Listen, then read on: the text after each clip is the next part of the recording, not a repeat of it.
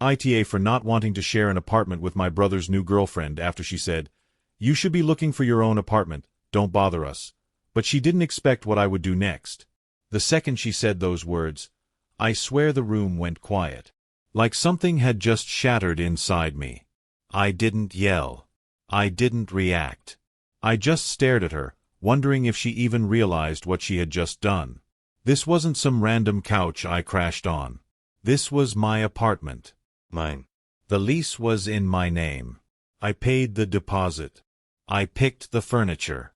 I kept the place clean.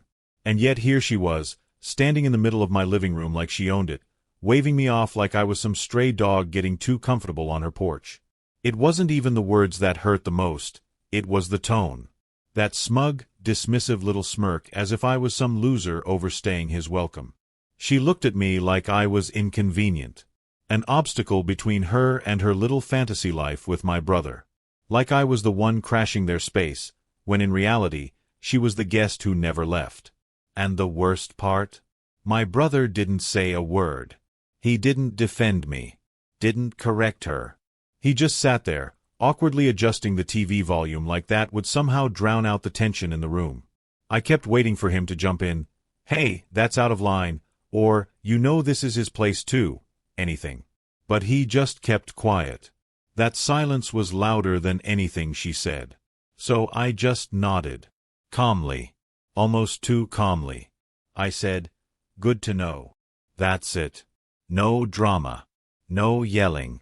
No emotional outburst. Just those 3 words. She looked confused for a second, like she wasn't expecting me to take it so well. That's because she thought she had one. She thought I was just going to walk away. That I'd start packing my bags and vanish like a good little doormat. But what she didn't know, what neither of them knew, was that I had no intention of going anywhere. If she wanted to turn this into a war, fine. But she was playing checkers while I was already 5 moves into chess. And when I was done, she'd regret ever opening her mouth in my apartment. Because I've learned something important in life. When someone treats you like you're disposable, you don't argue. You don't beg. You don't try to prove your worth. You just remind them exactly who they're dealing with. And she had absolutely no idea what was coming. Before she came into the picture, things were simple. My brother and I had been living together for nearly 2 years in that apartment. It wasn't fancy or huge, just a modest 2-bedroom spot with old hardwood floors, creaky pipes, and a tiny balcony that overlooked the street. But it was ours. We split rent, utilities, groceries. It was always a clean 50-50. We had rules, boundaries, a rhythm. I cooked. He did the dishes. I took care of the bills. He managed the cleaning schedule. It worked. We weren't just roommates. We were brothers, best friends, partners in keeping this place livable. We'd grown up pretty close, honestly. Just 2 years apart in age, we'd done everything together since childhood. We had each other's backs through school, fights with our parents, breakups, and even job losses. So, when I landed a decent job and he was still freelancing on the side, it just made sense for us to move in together. I didn't mind carrying a little more of the financial burden at times because I knew he'd do the same for me. That's how we were. Loyalty before ego. Always. And for the most part, our apartment was our sanctuary. We'd hang out after work, binge terrible shows, debate music for hours, or just sit in silence doing our own thing without it ever feeling weird. There was this unspoken understanding between us. We respected each other's space and privacy. That apartment had peace. Balance. But that all started to change the day he introduced her. At first, she seemed okay. Not warm, but not rude either. Polite, if a little stiff. She'd come over once or twice a week, sit quietly on the couch while we played FIFA, and nod along when we talked. I didn't think much of it. My brother had dated before, none of them lasted long, and none of them ever made it past weekend visits. So, I figured this was just another short chapter in his dating life. But this one was different. Soon, it went from once a week to 3 or 4 times. Then she started staying the night. One night, then 2, then entire weekends. Slowly, her things began appearing. A pink toothbrush on the bathroom sink. A pair of fuzzy socks on the living room floor. A bottle of vegan almond milk in our fridge that neither of us bought. Little by little, she seeped into our space like a leak under the floorboards. Still, I didn't say much. I mean, what was I supposed to do? Tell my brother who he could and couldn't date? He seemed happy for once, so I kept my mouth shut. Even when she started acting like the apartment was hers too. Even when she started giving unsolicited suggestions, like maybe we should switch the couch placement or get rid of my gaming setup in the living room. I bit my tongue. Maybe she just needed time to adjust. But deep down, I felt the shift. The way she'd look at me, like I was in the way. Like I was some messy leftover from my brother's old life that she had to tolerate until I finally got the hint. And I started noticing how my brother changed too. He started spending more time in his room when she was over. Our usual late-night chats vanished. The space that once felt so shared suddenly felt tight. Cold. Still, I held on to the hope that this was temporary. That she'd fade out like the others. But then she started showing up even when my brother wasn't home. Using the kitchen. Watching shows in the living room. I'd come home to find her lounging on the couch, my couch, flipping through my Netflix account like she paid for it. I tried to brush it off. Tried to be civil. But then came the day she crossed the line. She looked me dead in the eyes, with that smug little smile, and said it. You should be looking for your own apartment. Don't bother us. Just like that. Like I was the intruder. Like I was the outsider in my own home. And my brother? He just sat there. That was the moment everything shifted. The moment I knew things could never go back to the way they were. Because no matter how loyal you are to someone, sometimes, they'll let someone else walk right into your life and push you out. And the worst part? They won't stop them. I wish I could say that her comment was just a one-off moment of rudeness, but the truth is, it had been building for weeks. Maybe even months. After she practically moved in, her true personality started to leak out like a slow poison. At first, it was little things. She'd rearrange the pantry, move the remote to a new spot, or leave candles burning in the living room like this was some Pinterest-themed home makeover show. She treated the apartment like it was her personal project, and I was just in the way. I started feeling like a stranger in my own home. She'd hog the kitchen every evening, blasting her music while she meal prepped her bland little clean girl dinners, leaving no room for anyone else. I once asked if I could use the stove real quick, and she told me I'd have to wait. It's kind of a rhythm thing. Like I didn't know how to cook. Like I didn't live there. Then there were the snide comments, dressed up like jokes. Oh, you're home again, she'd say with a forced laugh when I came in from work. Do you ever go out? Or once, when I invited a few friends over for a game night, something we used to do all the time, she smirked and said, Hope it's not too loud. We're trying to keep the energy low vibe here. Low vibe. This was my damn apartment. Worse still, my brother started echoing her. Not directly, but subtly. He stopped inviting me to hang out like he used to.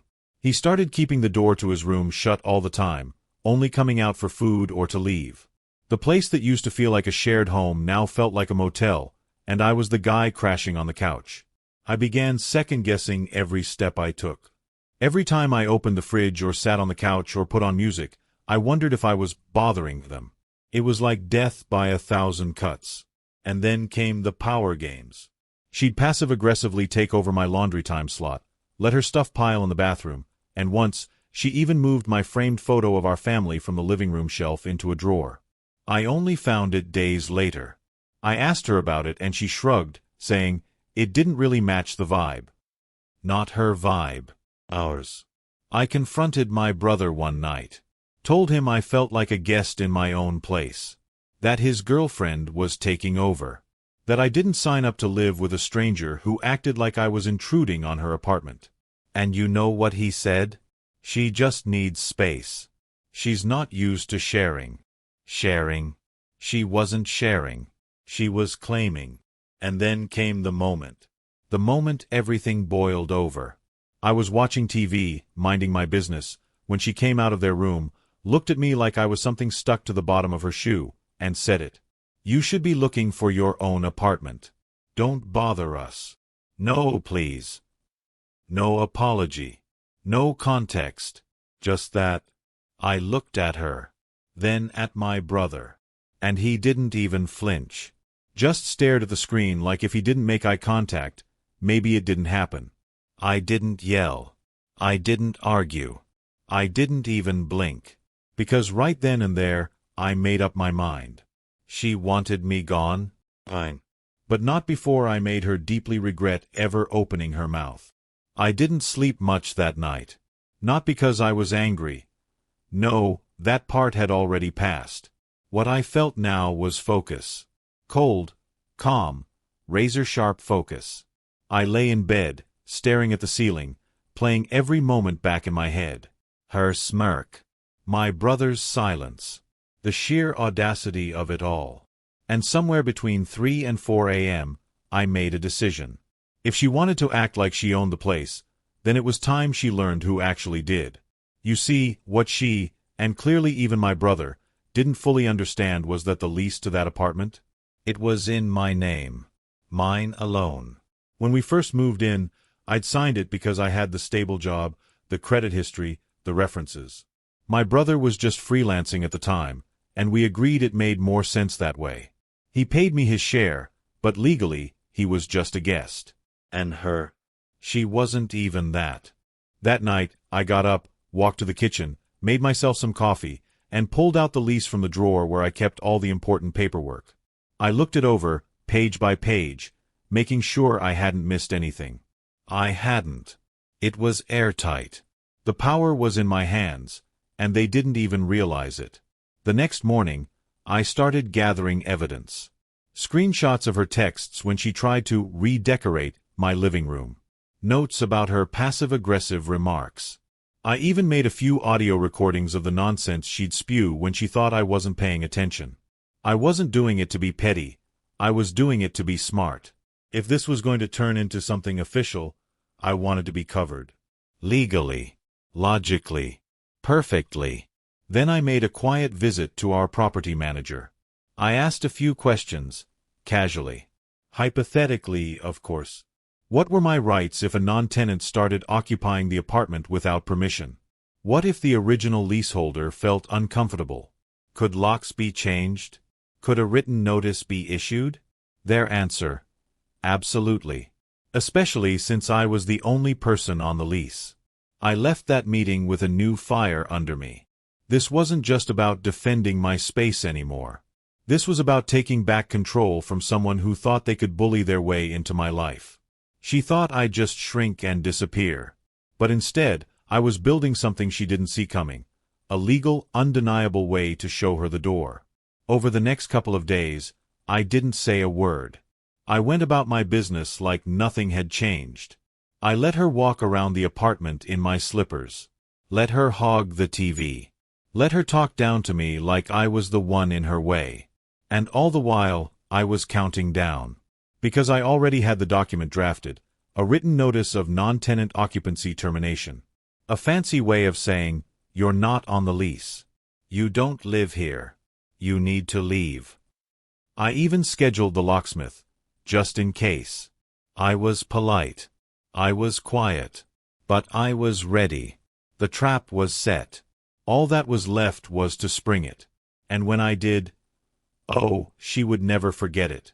It happened on a Thursday evening. I waited until they were both home, her curled up on the couch like she paid rent, my brother beside her looking half asleep, half checked out. I walked in holding a manila folder and a calm expression. No drama. No shouting. Just facts. Hey, I said, voice steady. Can we talk for a second? She rolled her eyes without even trying to hide it. If this is about the dishes. No, I cut her off. It's about the apartment. That got my brother's attention. He sat up, looking wary. I dropped the folder on the coffee table and slid a piece of paper out. I had printed it at work on company letterhead just for the effect. It looked formal, professional, intimidating. I wanted her to feel the weight of it before she even read a word. She glanced at it, then looked up at me with a half smile. What is this? A written notice, I said. As the sole leaseholder of this apartment, I'm officially revoking your access to this property." Her smirk disappeared. Instantly. My brother blinked like he didn't understand. "Wait, what?" I turned to him, keeping my tone cool. "You're not on the lease. Never have been. I've let you stay here because you're my brother, and we had an understanding. But she," I gestured toward her, "she was never part of that deal. She's been here without permission, without contribution, and without respect. And after what she said to me last week, I've decided I'm done." She laughed. It was sharp and forced. "You're kidding, right?" I looked her dead in the eyes. "No. You have 48 hours to remove your things from the apartment. After that, I'm changing the locks." My brother stood up, finally realizing I wasn't bluffing. "Come on, man. This is ridiculous. You can't just kick her out." "I can," I said calmly. "And I will. Legally, she's a squatter. And I've spoken with the property manager. I've done everything by the book." He opened his mouth to argue again, but she beat him to it. "This is insane," she snapped. "You're doing all this because I said you should move out?" "No," I said.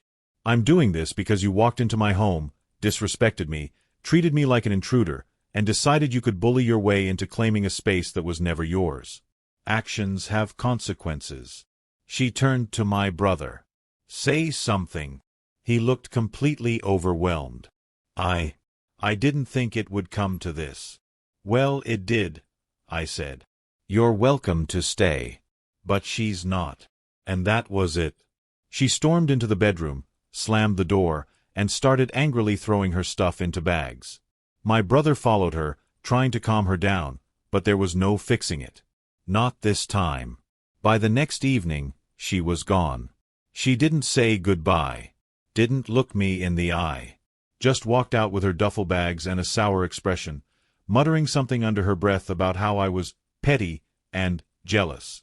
I didn't respond. I didn't need to. I just locked the door behind her. Then I sat down on my couch, and turned on the TV. For the first time in weeks, the apartment felt quiet again. Like home again. And God, it felt good. The silence after she left was deafening, but in the best way possible. For the first time in what felt like forever, I could breathe in my own space without tension prickling at the back of my neck. No passive-aggressive footsteps stomping around. No loud FaceTime calls echoing through the walls. No sideways glares from across the room. Just peace. I cleaned the living room that night. Not because it was messy, but because I needed to reclaim it. I folded the blankets she always left scattered across the couch. Put the throw pillows back where they belonged. Sprayed the air with my favorite pine-scented cleaner, something she used to say smelled like an old man's car. I didn't care. It smelled like mine. Everything finally felt like mine again.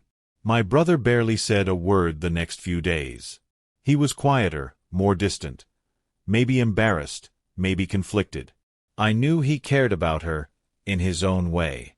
But I also knew he felt the shift. He stopped tiptoeing around her moods. He started leaving his door open again. We even ended up watching a movie together a couple of nights later, like old times. Nothing deep, just some dumb action flick. But the silence between us was filled with understanding. Eventually, he sat down next to me, rubbed his hands together nervously, and said, "You didn't have to go that far, you know."